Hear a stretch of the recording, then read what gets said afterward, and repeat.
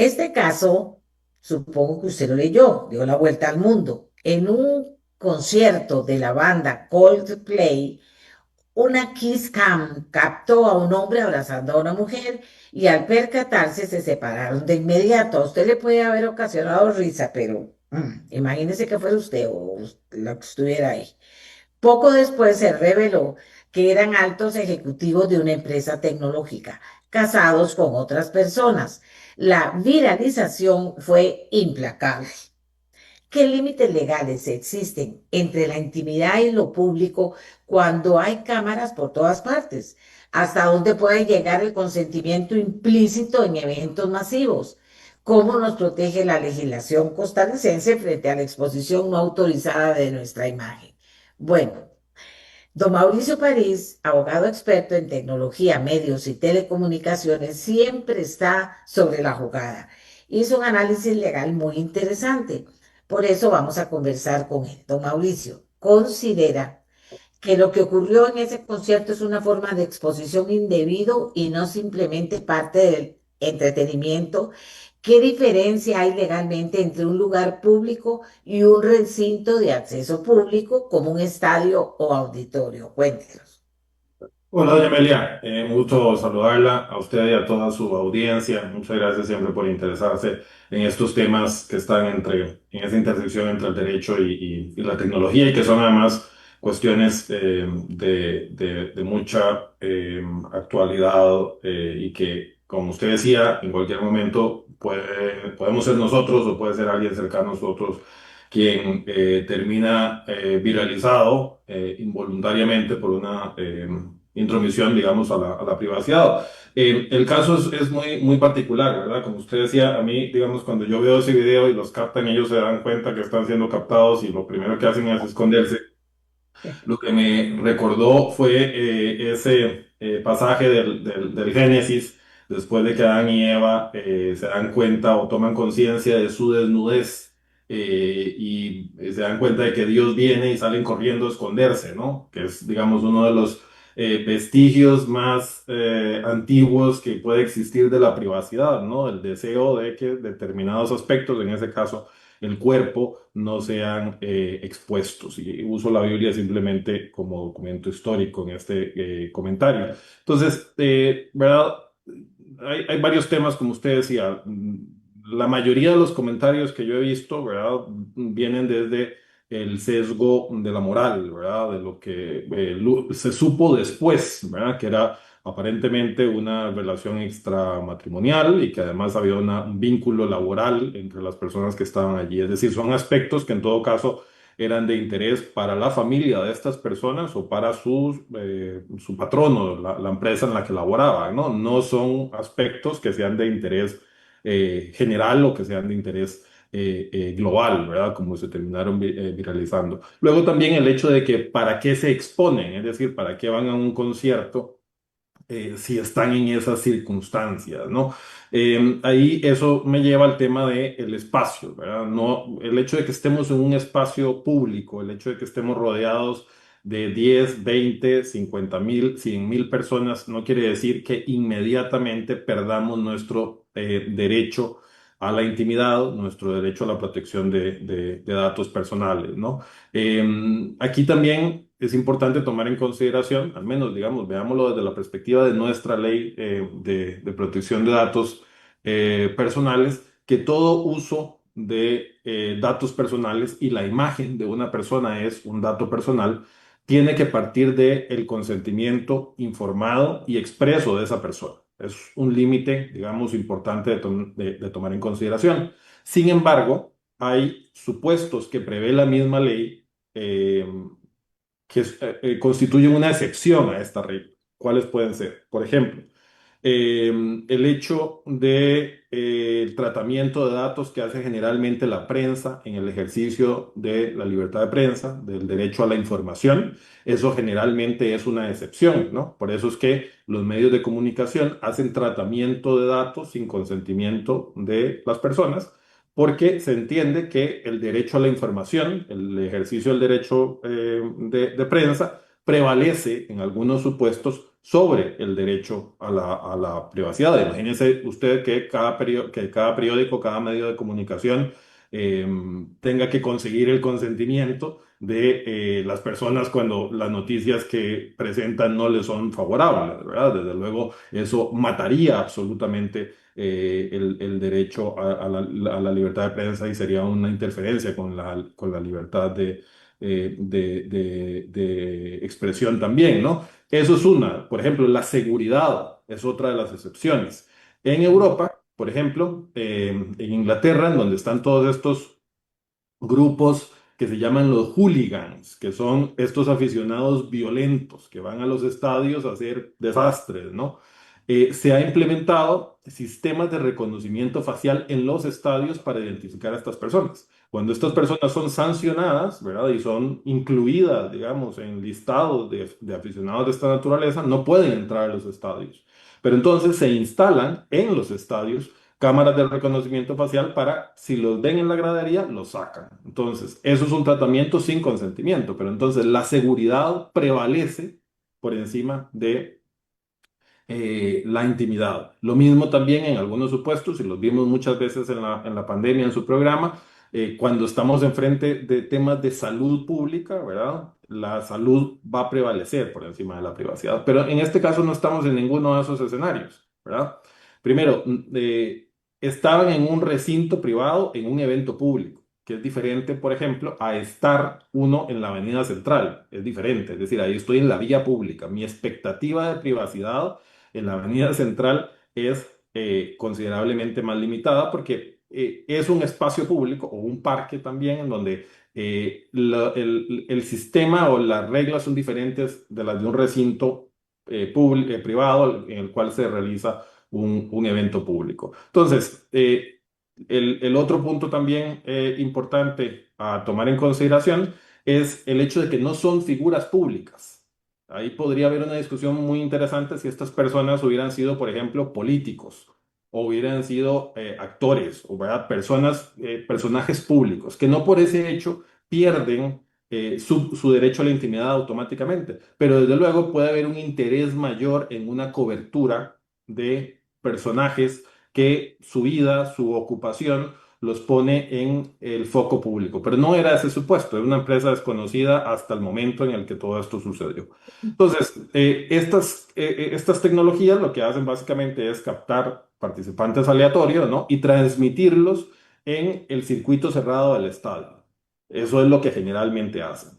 Desde luego, también hay una diferencia importante en si la captación de la imagen es una captación principal, como fue en este caso, es decir, la cámara los enfoca y se detiene en ellos, o por ejemplo, cuando yo voy al estadio, ¿verdad? Y estoy detrás de la portería y hacen un tiro muy bueno y la cámara me enfocó tangencialmente porque la bola iba por ahí y el portero estaba allí, ¿no?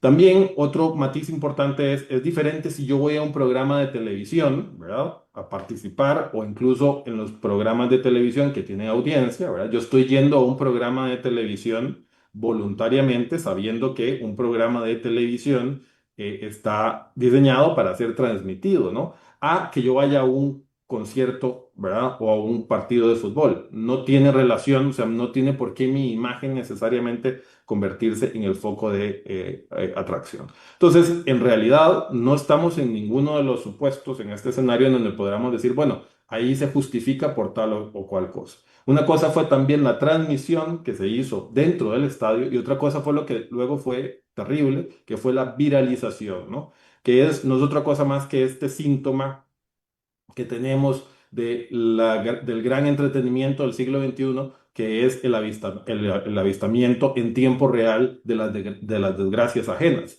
Y entre más, ¿verdad? De más alto nivel es el personaje, más morbo existe en su destrucción sistemática. Ayer veía que incluso sacaron ya un videojuego en donde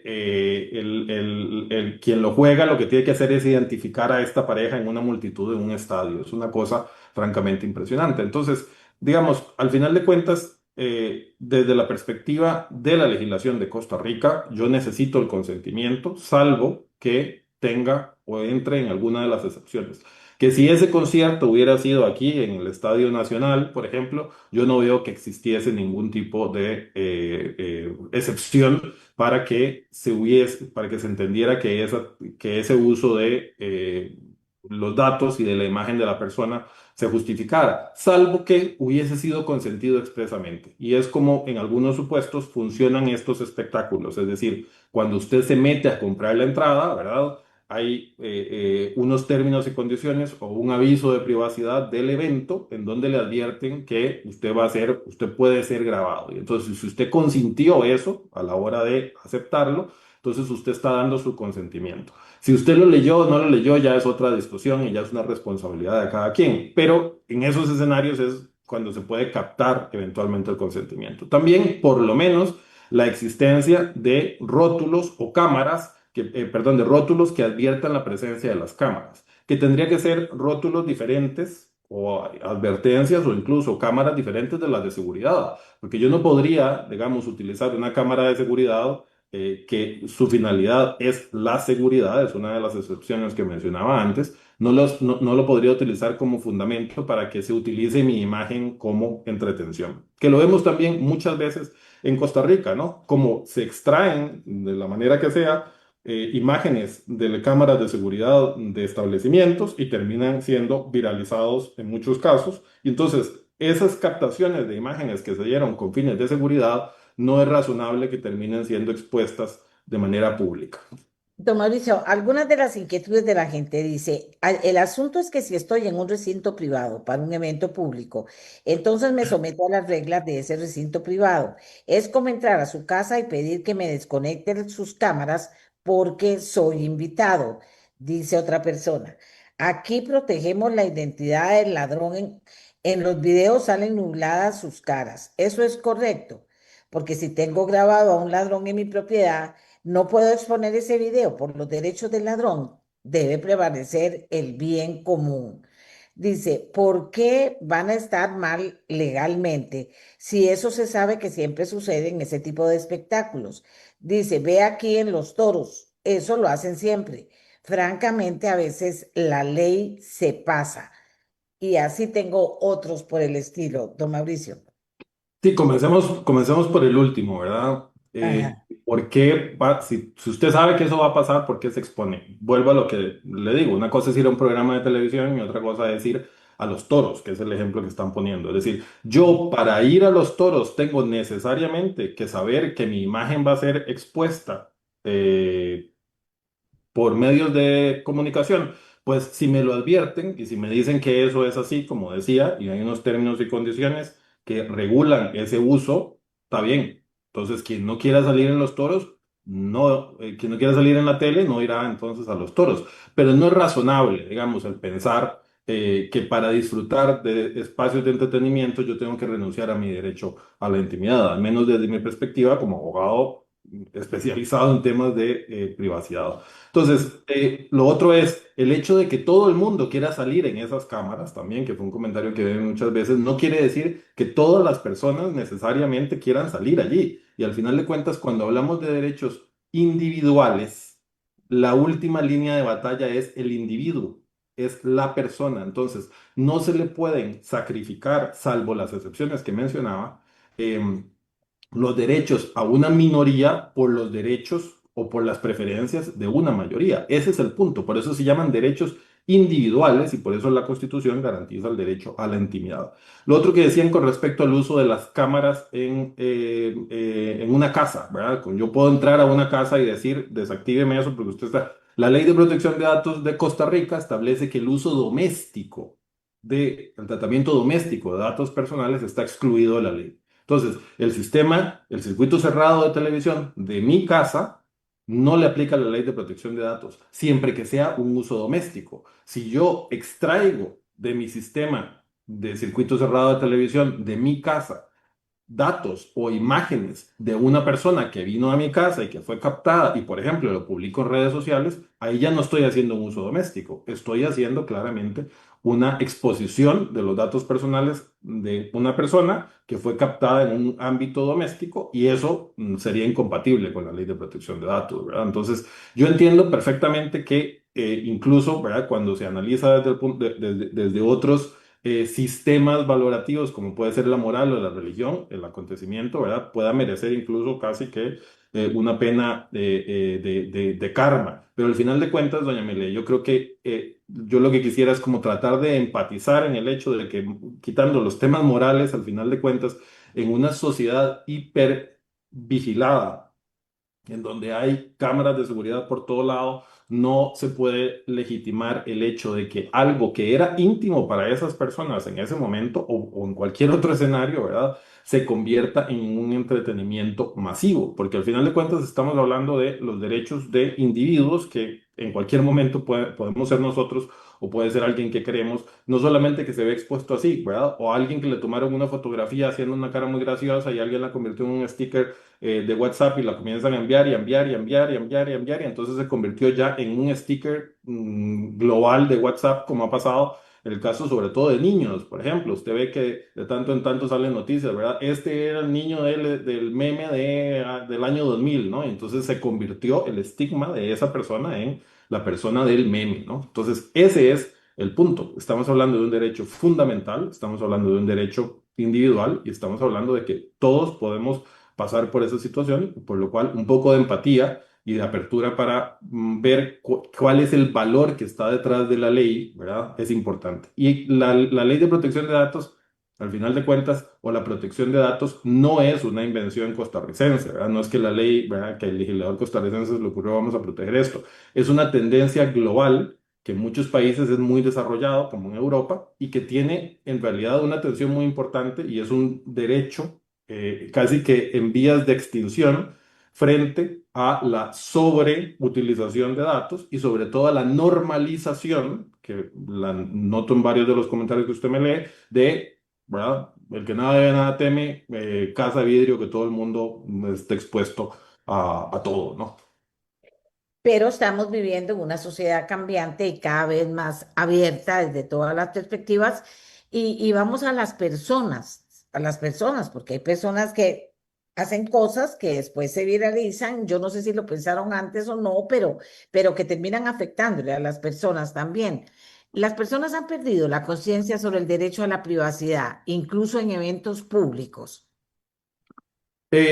Yo creo que hay una tendencia que en buena medida viene impulsada por la misma industria de la tecnología, pero sobre todo por las redes sociales, ¿verdad? De que la privacidad, la intimidad ya no es un valor social, ¿verdad? ¿Por qué? Exacto. Sobre todo porque todos andamos con un instrumento en la mano, ¿verdad?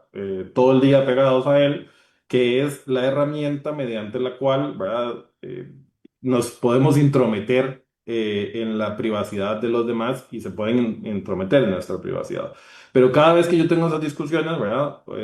Yo le digo a la persona con la que sea que me lo está diciendo, bueno, préstame por favor dame tu clave de tu correo electrónico o préstame tu WhatsApp para leer lo que dice ahí. Y hasta ahí llega la conversación. Es decir, la privacidad sigue estando vigente. Pero las expectativas de privacidad, ¿verdad? Son diferentes cuando se ven desde la ajenidad, desde el otro, a cuando se ven conmigo. Entonces, al final de cuentas, el mismo motivo por el cual usted cierra la puerta de su casa cuando sale en las mañanas y le pone tal vez llave o le pone candado o lo que sea. Usted tiene una expectativa de que lo que está adentro de su casa nadie más va a entrar, independientemente de que le vayan a robar o no. Lo mismo pasa con nuestros datos personales, con lo que pensamos, con lo que hacemos, etcétera, etcétera. Pero si usted lo ve, las redes sociales lo que nos dan es como una parcelita digital en blanco, ¿verdad? Que nosotros nos encargamos de llenar, de cultivar, ¿con qué? Con nuestros datos personales, con lo que pensamos, con lo que nos gusta, con lo que hacemos, con lo que hacen las personas cercanas a nosotros.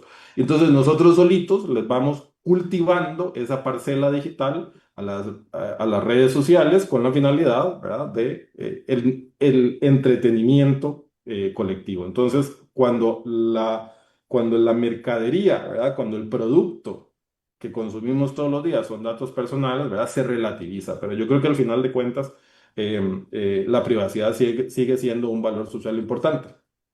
Aquí me dicen, si a la compra del tiquete ellos aceptaron el consentimiento informado, los organizadores están amparados ante la ley, o bien se les puede acusar de difundir las imágenes. Era el ejemplo que decía, es decir, ahí sí se puede. Si yo a la hora de ir a un concierto entro, ¿verdad? Antes de tener mi decisión de consumo, tengo por lo menos la posibilidad de leer un aviso de privacidad o unos términos y condiciones en donde se advierte que mi imagen podrá ser capturada para ser transmitida en el circuito cerrado de televisión del evento. El organizador del evento está cumpliendo con informarme antes de que yo tome la decisión y yo estoy válidamente aceptando esos términos y condiciones.